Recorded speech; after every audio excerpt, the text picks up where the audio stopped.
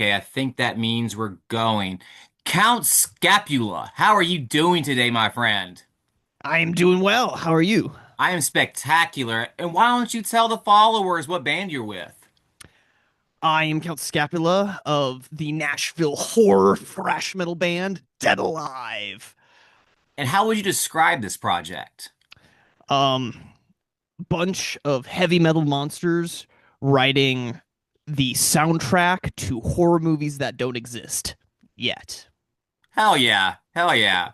All right, so I listened to a little bit of the new song, which was called, It was called is that what it was that the original title?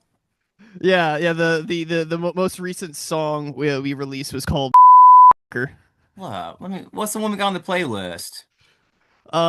So I think the one you put on the playlist was Reagent from Reagent. Yeah, yeah, yeah. our album The Madness of Dr. Ludwig von Brain Matter. Okay, so But yeah, I last August released a song called Corpse Fucker. Okay, well, and you looked that one up because I looked up or I listened to Reagent that we had on the playlist, and I thought that one was really cool. But I also like this other one that y'all did called Exhumed. I kind of liked the clean vocals at the end of that. Oh, go on. Yeah, so with all of our songs we kind of like take a different approach because it like helps feed the narrative that we're telling in the story. So like yeah, like Exhumed has like a little bit more of like a groove like metal feel to it, going to a like you know it's the song where the mad scientist in the story is like digging up bodies, and he at the end he's like proclaiming to the world about like his mission, and being like, well, how's it go? It's been a minute since we've played that song live. Or it's like, yeah, You I'm spacing drawing a out. blank. I'm No. spacing out, man. It's been a long day. So it sounds like your music's like real narrative driven. Are you like really like horror movie influenced? Very, very horror movie influence. The stories that we try to tell is somewhat unique in like what we come up with, but we pull a lot from horror movies. From the song titles themselves to the imagery that we put in the lyrics, all to in like the themes of the movies or the monsters to kind of like push the narrative forward. We'll pull stuff from like on the Mad Scientist album. We had stuff from like Reanimator, Frankenstein, of Vincent Price's The Tingler, From Beyond, a bunch of different like mad scientist stories. The Invisible Man as well. And like our first album was like skeleton based, and there's not a lot of skeleton movies, which I think is a crime. But we're able to pull stuff from like the Evil Dead movies, Army of Darkness. Um, I pulled some inspiration from the movie Phantasm on that first album, just in kind of like put it in my own like Oh, direction, even though Phantasm. I spaced out on Phantasm, yeah, that. yeah, Yeah, yeah. with Angus The old Scrim, the guy. tall man, yeah, yeah. So yeah, we pull a lot of from various movies for that kind of not just like thematic like inspiration, but also so that way we can like color our lyrics with something that's familiar possibly to the audience, because like maybe they've seen these movies and they can be like, oh, I know these references, I have an image in my head, and that helps like paint a picture of the story for them. Did you see the trailer for the new Evil Dead movie? Yeah. Dude, I'm very, very excited about that. yeah, dude, that shit looks so fucking sick. Did you like the last one, Evil Dead Rise? I did. I am a very easily pleased movie like goer. I want to have a good time. I want there to be cool kills. I want the story to be just enough to where like you have me like in whatever story that they're trying to tell. I really like the characters in Evil Dead Rise. I thought that was fun. I thought the change from the Necronomicon as a book to Mhm. the vinyl records was Right. very like fresh and unique. I thought they were Um, kind of knocking off Lords of Salem a little bit. I mean, like Rob Zombie movies are, you know. Our Rob Zombie movies. Yeah, yeah, Rob Zombie movies. I love Rob Zombie. Um, I got to be in the mood his for Rob movies will go Zombie. from like such a fun wild ride to what are you doing? Yeah, So, I mean, like to be honest with you, like White Zombie is like really kind of like where it like started for me with heavy music. I met my dad when I was like 6 or 7, I think. And to that point, like I'd only heard like country music and like Christian music with my family. mm, And my dad came and like picked me up and we're going back to his house. And he was playing this music I had never heard. And it was like it was loud and scary, and the guy sounded like he was gargling marbles. And I'm like, Dad, what is this? He goes, it's White Zombie. Like White Zombie. And just from then on, dude, it was all downhill. hell yeah, hell Hell yeah. yeah. Yeah, I'd Um, love to like make one of my albums into like a full movie like mhm. at some point, kind of like Rob Zombie, but I'm right now I'm very satisfied with just telling my own stories through the music. Hell So, yeah. yeah. Do you tie that into your live shows at all? As much as we can.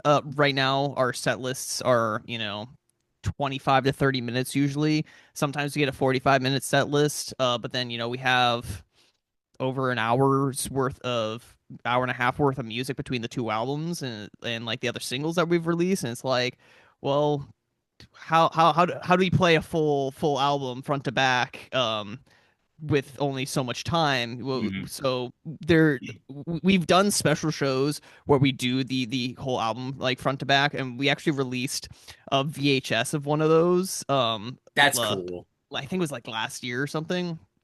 We did a VHS release, and those have been going pretty well.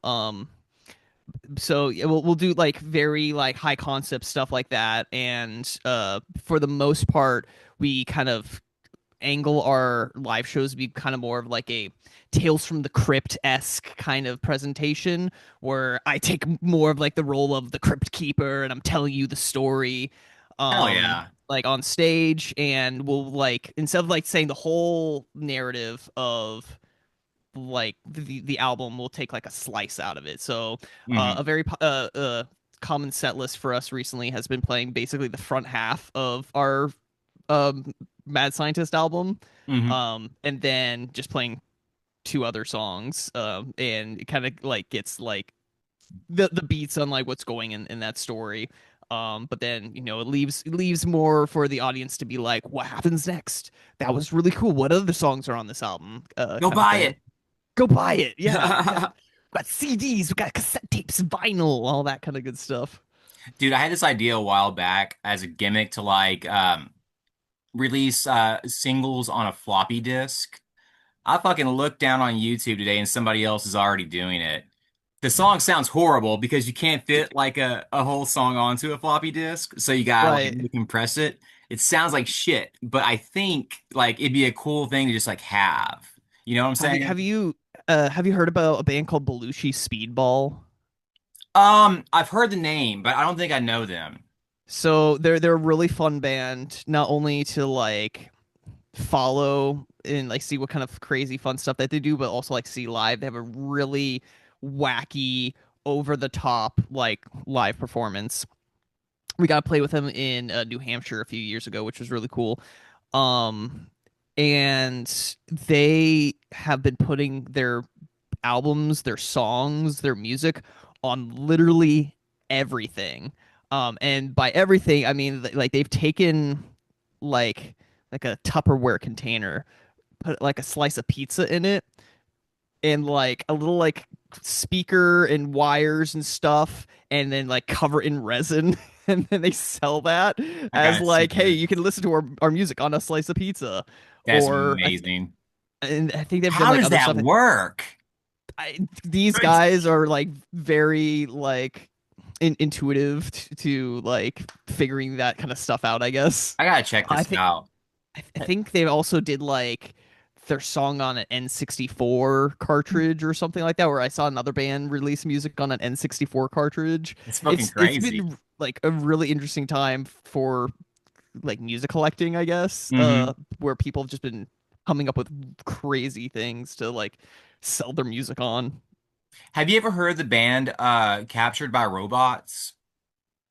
I've heard of them. Oh, That name dude. definitely sounds familiar. I don't think I've like listened to the music. You gotta check this out. It's like a band. It's one guy, and the music's like industrial metal, but it's not really about the music. It's more like it. The gimmick is he's a dude that made these robots, and they came alive in the middle of the night and put a chip in his brain, and now he's Okay. their slave, and he's got to play concerts for them, and he's a slave. And when I first heard about them, it was years ago, on the Christian Broadcasting Network. Because like back in the 90s, like the Christians were all scared of, whatever they could be. And Everything. yeah, and they did a special on him where like they did an interview with him and he like just fucking sold it. 'Cause he's like, yeah, yeah, they're possessed by demons. And and then it would go back to the anchors like they're possessed by demons. And you should look it up. It's great. I And love that. surprisingly, he's still playing. I haven't got a chance to see him, but next time he comes to Austin, like you better believe I want to, find a way to get on that list. In a similar, I guess, genre of robots playing music, have you heard about Compressor Head?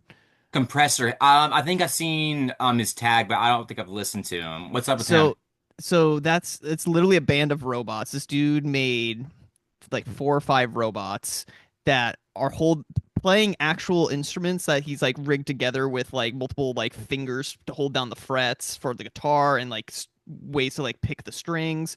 Same thing with like the bass. A drummer that has seven arms to hit all the cymbals and Oh, stuff. oh no, no, no. Um, I have seen this. Yeah, yeah, yeah, yeah. yeah. I have And like seen they're it.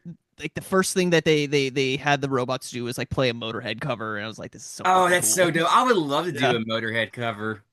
Like, Right. wouldn't it be Yeah. fucking fun to just like bust out Ace of Spades one night? Yeah, you so spades. Yeah. Have you ever looked up how to play it? Oh yeah. Oh Oh yeah. yeah, it's Um, not hard. it's not that hard. Like if you're doing Motorhead, Hmm. how the big question is like how are you going to do the vocals about it, right? Do you Hmm. try to do your best like Lemmy impression, and if you do that, can you do it well? No, because that's Yeah. disrespectful. You can't do Right. it. Yeah. You So can't do like Lemmy. you could do like a more of like a venomy kind of or like more or black metally kind of way, kind of like midnight maybe, where That you're would be kind of like cool. yelling it, but it's kind of got a little gnarl I think I in would Henry your Rollins voice. it. Oh yeah. Yeah, yeah, That'd be cool. yep. Who are some of your musical influences?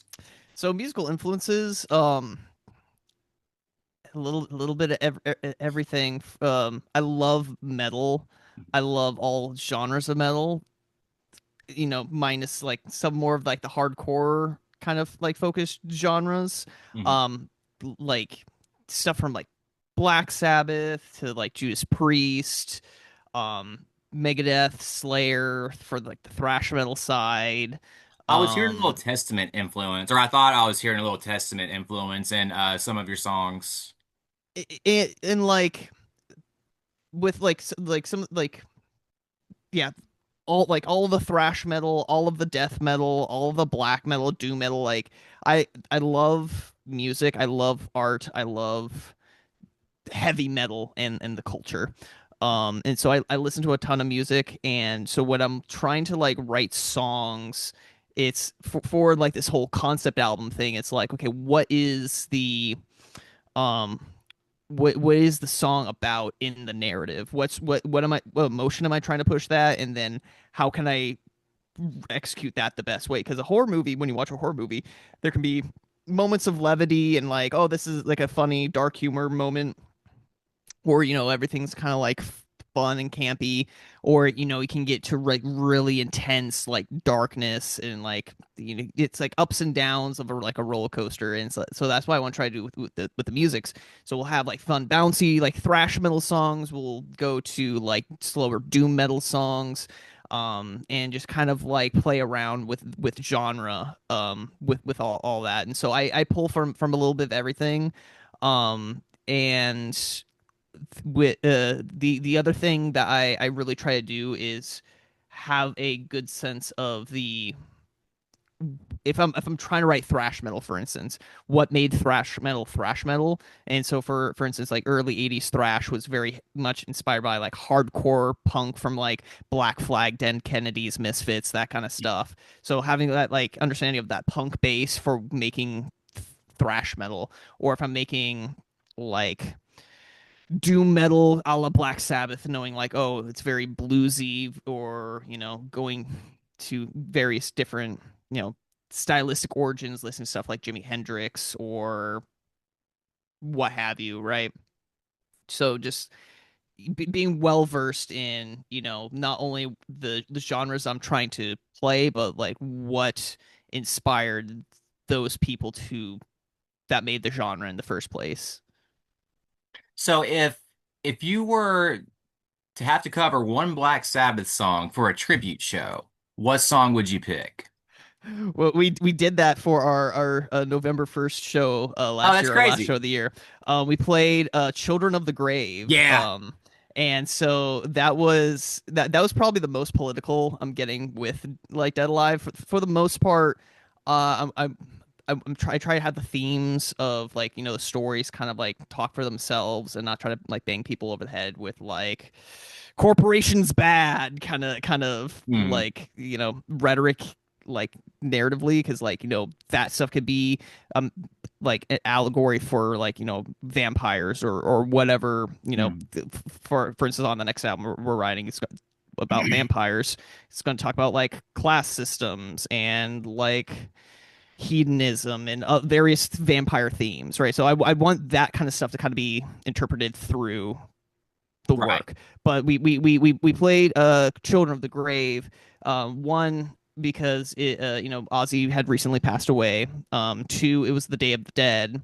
That we're playing that show, and so it was kind of like honoring a very important person to the lifeblood of heavy metal. And three, it was just the political air of our current times. I felt like the lyrics in Children of the Grave were very, very poignant for just what's going on right now. Because like, songs talking about, will we win the fight for peace? Or will we disappear? It's a song about nuclear war. It's a song about war. It's a song about people being in unrest with how things are going, and wanting peace and basically crying out for peace, but due to like other things going on, it's like, is revolution, the answer to these people's questions, like where, like what how do we find peace in the Hmm. future, and are we going to find it, or are we going to become children of the Of the grave and we're grave. all going to be Yeah. dead, right? So Yeah. It is kind of scary now. I mean, for the longest time, it was better to kind of steer clear of politics if that wasn't going to be your main thing. mm, Um, but now, like, it's so driven into our pop culture. Like politics is like pop culture now. You can't escape it. yeah, it's everywhere, and it's I feel like it's the byproduct of another one of our songs that has kind of like a semi-socio political theme in it from our Mad Scientist album. It's called Fear Conditioned, and to me that song, it like metaphorically is about how we are all conditioned to fear, right? It's we turn on the news and it's what's the new tragedy happening. You turn on social media and it's like, what are people freaking out about today, or what are you going to be angry about today, or that kind of stuff.